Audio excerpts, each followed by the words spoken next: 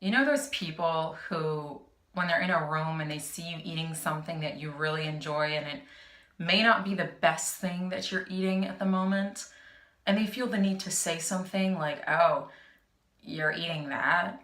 Yes, I'm eating that. And then you like furiously put it in your mouth and stuff it in your face, not because you want to eat it that way, but because you are expressing your anger towards the person who is judging you while you are trying to enjoy a meal, whatever the hell the meal is. I wish that I could tell you that these people will stop. I'm not like that. I maybe tend to be that way around family members, but when it comes to people I don't know, I am not going to sit there and judge you because of what you're eating. I'm not. I don't know your journey. I don't know your process. I don't know if maybe today is the one day you allow yourself to eat, whatever you want. So I don't say anything. I can only suggest. And that brings me to this video. Why are we fighting about the way we eat?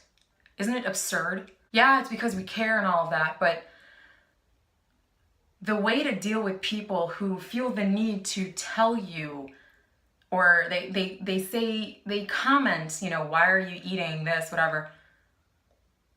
I wish I could tell you you could just ignore them, but sometimes it just gets under your skin and you have no recourse. So you either tell them to back off or you try to ignore them. These people found a way of eating that has helped them to improve their health, improve their life, and they can't help but share it with the rest of us. It's why I started my YouTube channel 8 years ago, and then it became more than just about food. It's always more than just about food.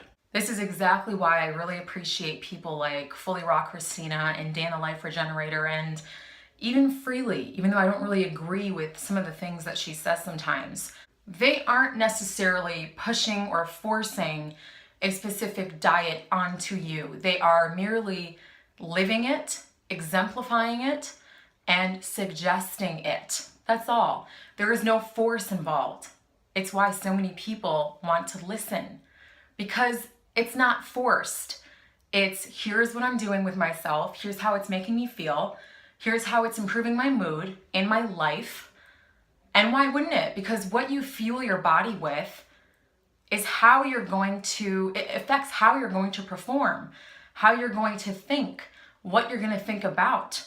Food goes that deep. And I think as soon as we start to realize that, we begin to make better choices for ourselves. Here's the thing. Everyone is fueled by certain personal beliefs, whether good or bad, that fuel them to make choices regarding their diet and their lifestyle. Those who are passionate, overly passionate and overly excited about a certain way of eating are that way because they have found, whether it's through experience or, they were forced into this diet due to health reasons, whatever it was, they are so passionate about it that they completely changed their lifestyle. But I think we're all forgetting one very important thing. Food is like religion. Think about it.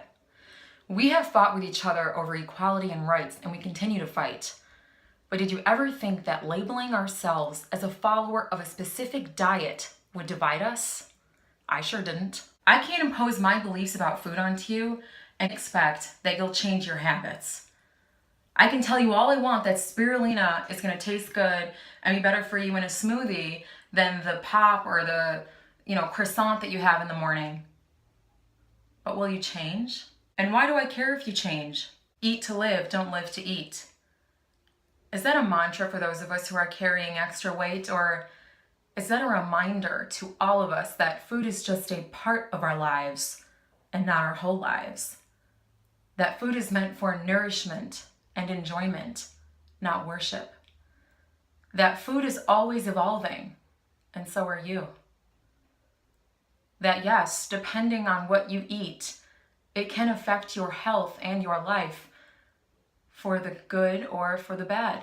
So if you're sitting back in awe watching all of these people fight over what diet is best for mankind, don't take their word for it and don't even take my word for it. Eat for yourself and then decide. We all know that changing our habits and changing our lives takes work. It takes effort. And if you're motivated, excited, you want to turn a new page, you want to detox, you want to do something good for yourself, then do it.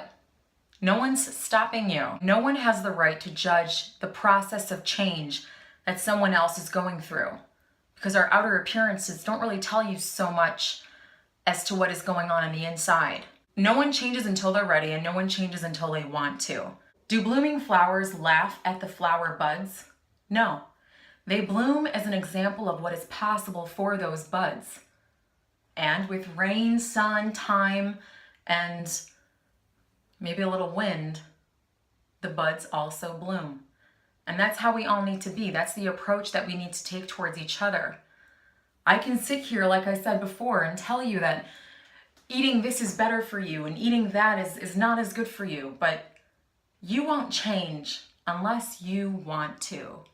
No one changes unless they truly, absolutely, from the bottom of their heart, from the inner of their core, of their soul, unless they really want to change, they will not change.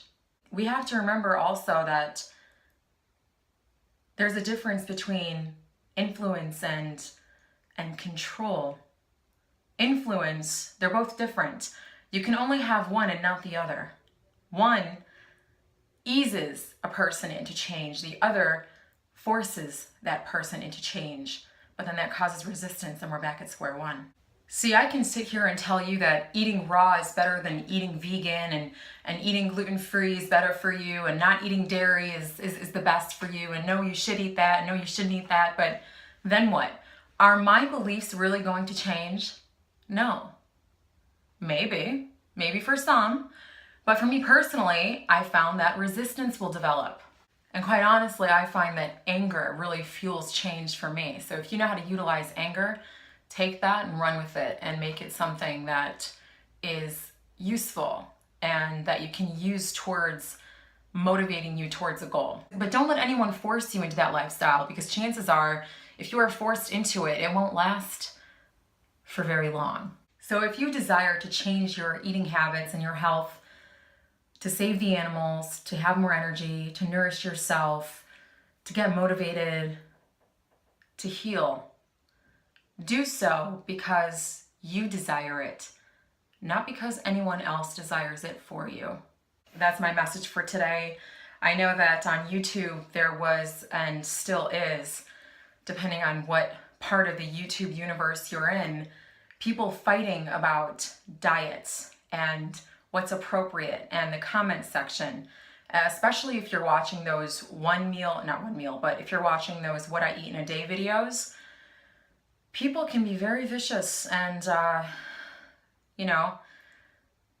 feel the need to point out and criticize, and that I don't believe will change, but our approach to it can change.